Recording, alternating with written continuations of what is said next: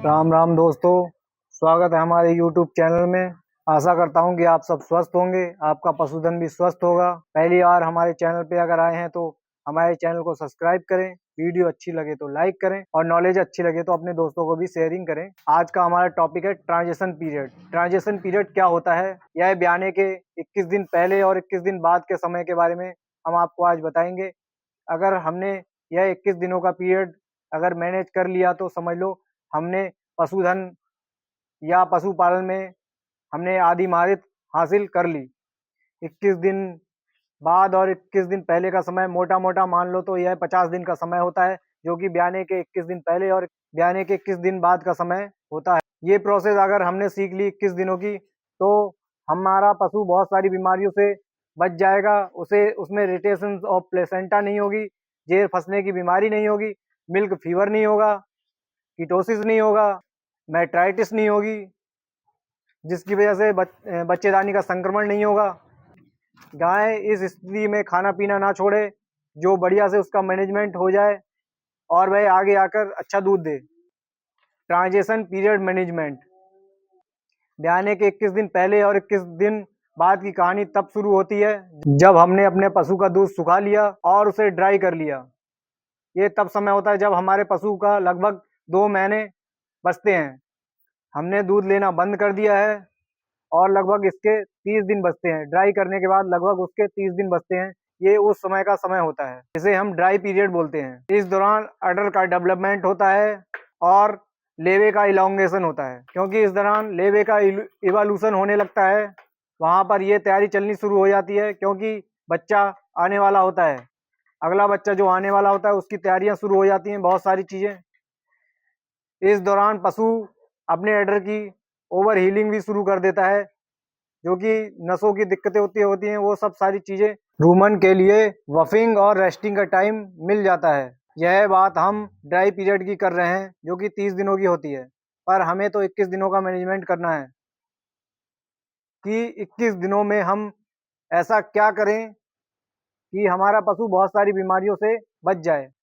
इस दौरान 1 हफ्ते तक हार्मोन चैलेंजेज होते हैं, इसके बाद तो सिर्फ 15 दिन ही बचते हैं।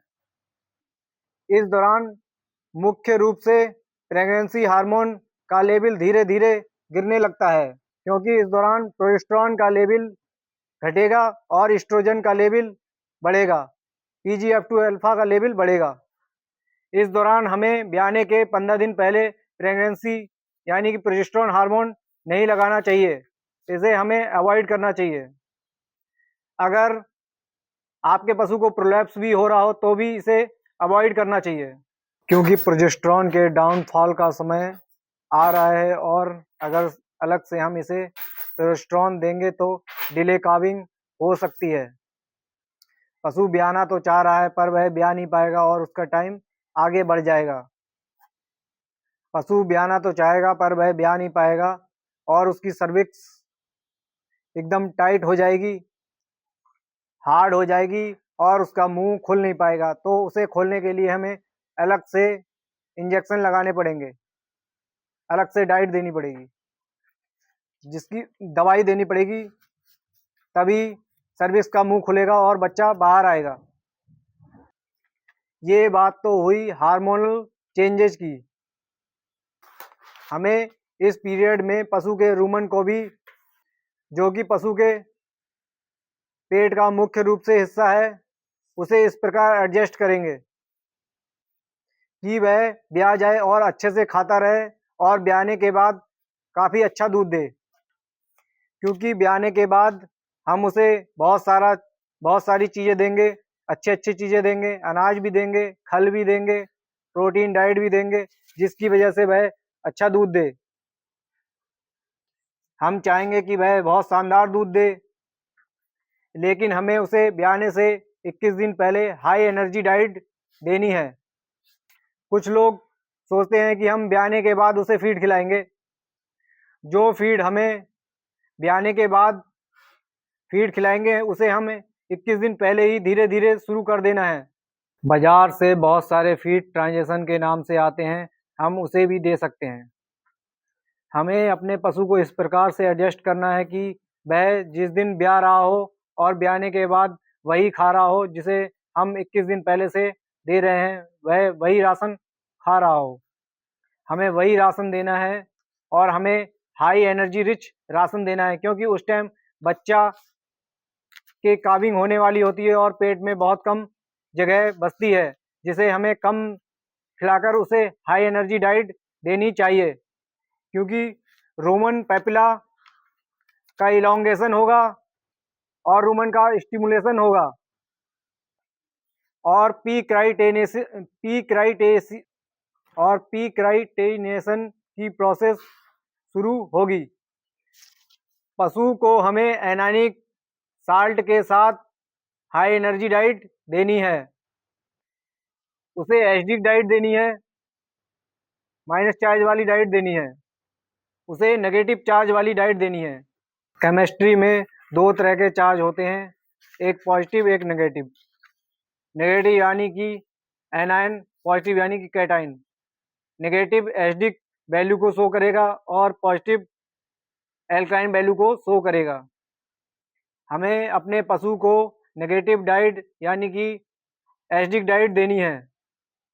हमें अपने पशु को नेगेटिव चार्ज वाली डाइट देनी है आखिरी के 21 दिनों में, जिसकी वजह से पैरेथ हार्मोन पैरेथ ग्लैंड से निकलना शुरू हो जाए, पैरेथ ग्लैंड एक्टिवेट हो जाए और कैल्शियम का मोबिलाइजेशन शुरू हो जाए।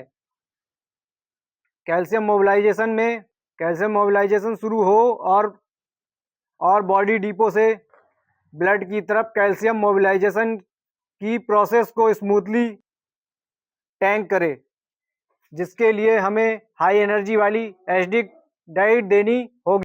एसिडिक डाइट यानी कि एनाइन, ये हम कहाँ से लाएं?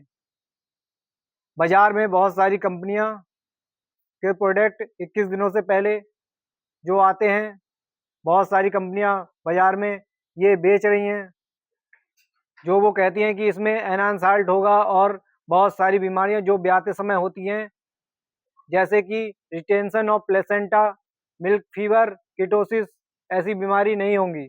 रिटेंशन ऑफ प्लेसेंटा नहीं होगा तो जेर आसानी से गिर जाएगी और मेट्राइटिस जैसी बीमारी भी नहीं होगी और पशु आसानी से दूध देगा। कहाँ से लाएं हम ये एनायन या माइनस चार्ज वाली डाइट? इसके लिए दो साल्ट होते हैं, मैग्नीशियम सल्फेट और अमोनियम क्लोराइड। इसे हम 25 से 30 ग्राम दिन में एक बार देकर एनायनिक डाइट प्राप्त कर सकते हैं। एनायनिक डाइट यानी कि एसिडिक डाइट मिल जाएगी और कैल्शियम का मोबिलाइजेशन अच्छी तरीके से हो जाएगा, जो कि कैल्शियम की वजह से बहुत सारी बीमारियां होती हैं और वो नहीं होंगी। माइनस साल्ट यानी कि एनायन। चलो अब हम डीकैट की बात करते हैं कि डीकैट क्या होता है। अगर पशु को ब्याने के 21 दिन पहले या इस पीरियड में पशु को एसिडिटी हो जाए तो उसे अलग से बफर यानी कि मीठा सोडा, सोडियम बाइकार्बोनेट, जिसे हम खाने का सोडा बोलते हैं, उसे नहीं देना है, क्योंकि इसकी डीकैट वैल्यू होती है। डीकैट वैल्यू ऐसी होती है कि जिसे हमें 21 दिन पहले या 21 दिनों के इस दौरान माइनस साल्ट देना है। यह उसका उल्टा रिएक्ट करता है और यह माइनस की जगह प्लस चार्ज यानी कि एल्कलाइन चार्ज पॉजिटिव करेगा और पशु को दिक्कत हो सकती है और यह कैल्शियम मोबिलाइजेशन को भी रोकना शुरू कर देगा।